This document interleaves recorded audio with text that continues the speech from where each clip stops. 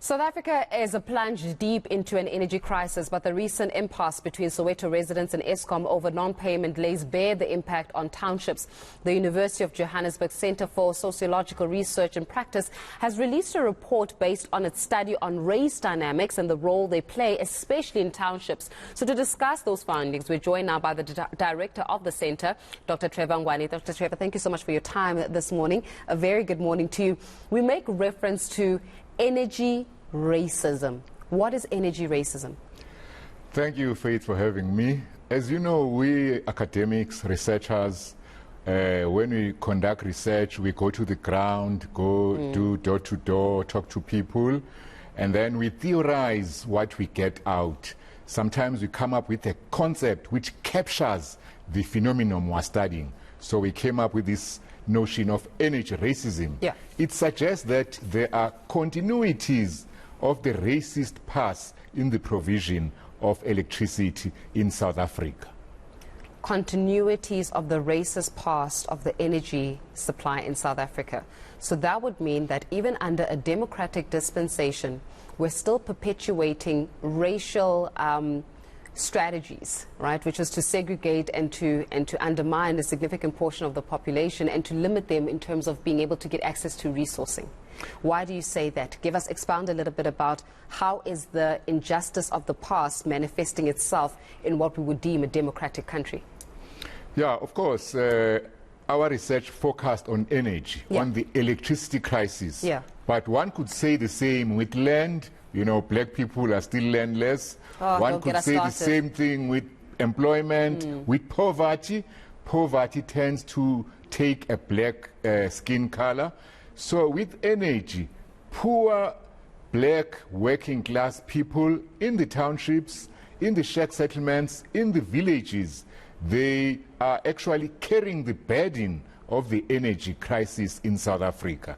It means that, you know, when we all complain about load shedding, black working class areas suffer more load shedding than, you know, the average upper middle class or even rich people in South Africa. How then do we start when it comes to the certain reasonings given by the likes of Eskom and some of our power suppliers and City Power and the like, when they will say things like the reason why we've seen that these townships, because many townships, and you're referring to Soweto, have not had electricity in some instances for about 3 months and sometimes for about 3 weeks on end, and you just wonder, how do you accept that as a norm? How can a South African citizen accept that as a norm? And often the reasoning given is that, no, because of there's non-payment in certain areas, so then everybody gets affected.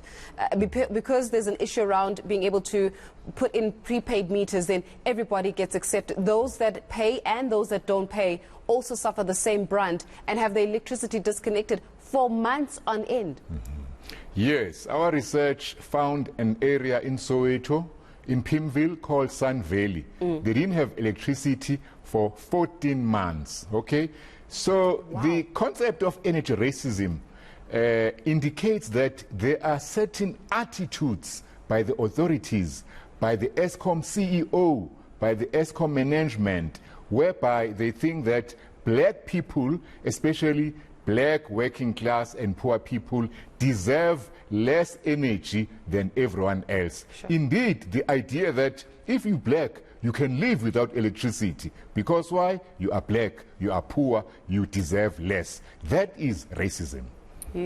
And when it comes to that and how the energy supply is not equitably distributed, does it also not speak to the response time of certain power outages? Look, I'm very fortunate to live in a suburb where if there's a power cut now, there will be a communication, there will be complaints, but I guarantee you it will be fixed.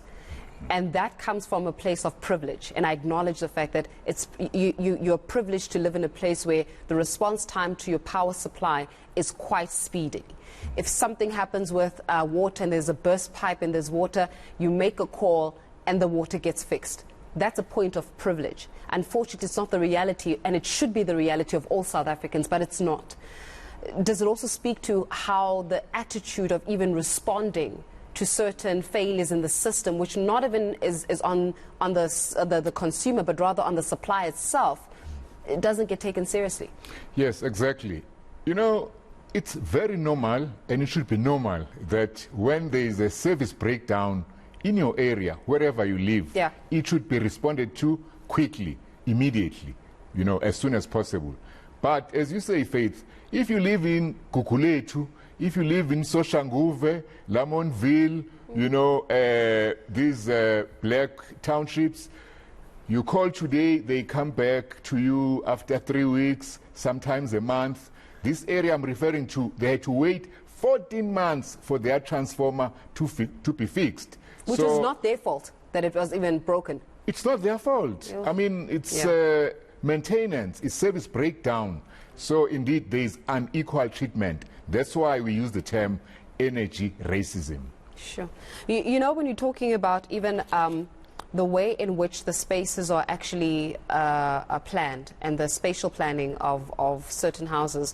Right now we're finding that even in townships you won't just have a 4-room house, you have a 4-room house and a lot more houses at the back, right? And therefore it also affects the connectivity in that instance. The spatial planning as well, and the way in which we're able to concentrate a significant portion of the society, of the population into really condensed areas. Does it also speak to why is it that we also got an unequal distribution of power? Yes. So, you know, the ANC government, after more than 20 years, has failed to do anything about what I can call apartheid geography. So you find that there's a lot of overcrowding in the townships. The lack of adequate housing and shelter for black people, for working class people, means that the townships, the villages, and the shack settlements are overcrowded.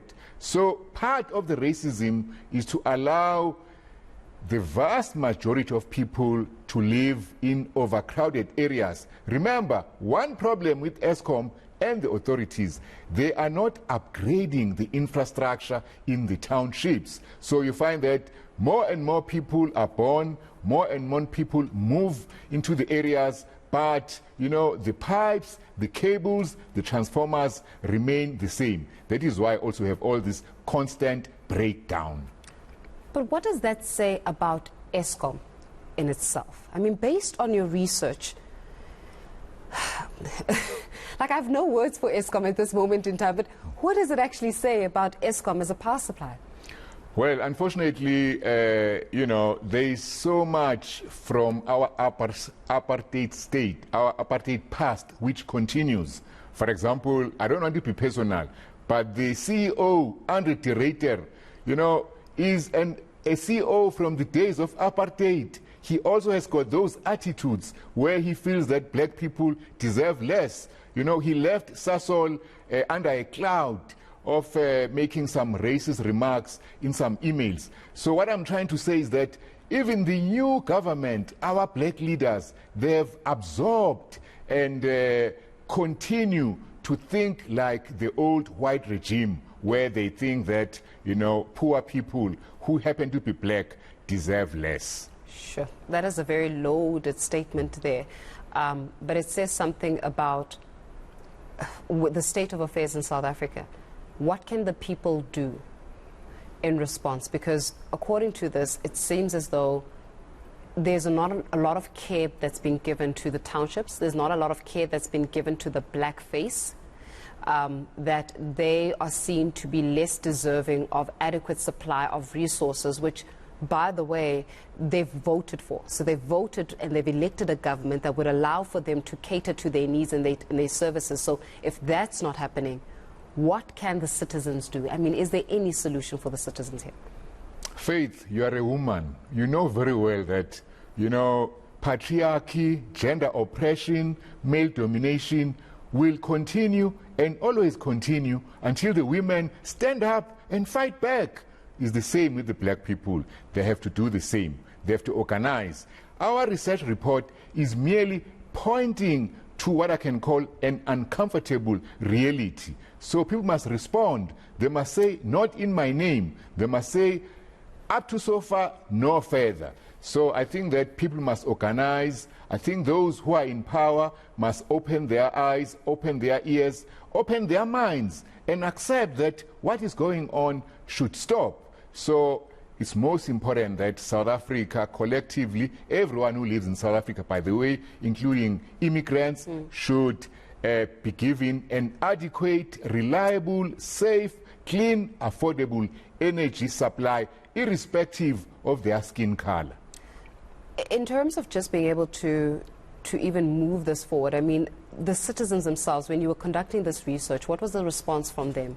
To not have power supply for 14 months, it's a travesty, right? Is there a sense of despondency from citizens? Is there a sense of helplessness from citizens? What were you getting from them on the ground whilst this research was being conducted? Yeah, exactly. You know, one old lady said something like, you know, we are dying. We are no longer alive. Can you see? Sure. So there's a lot of despondency, despair, hopelessness. Can you see?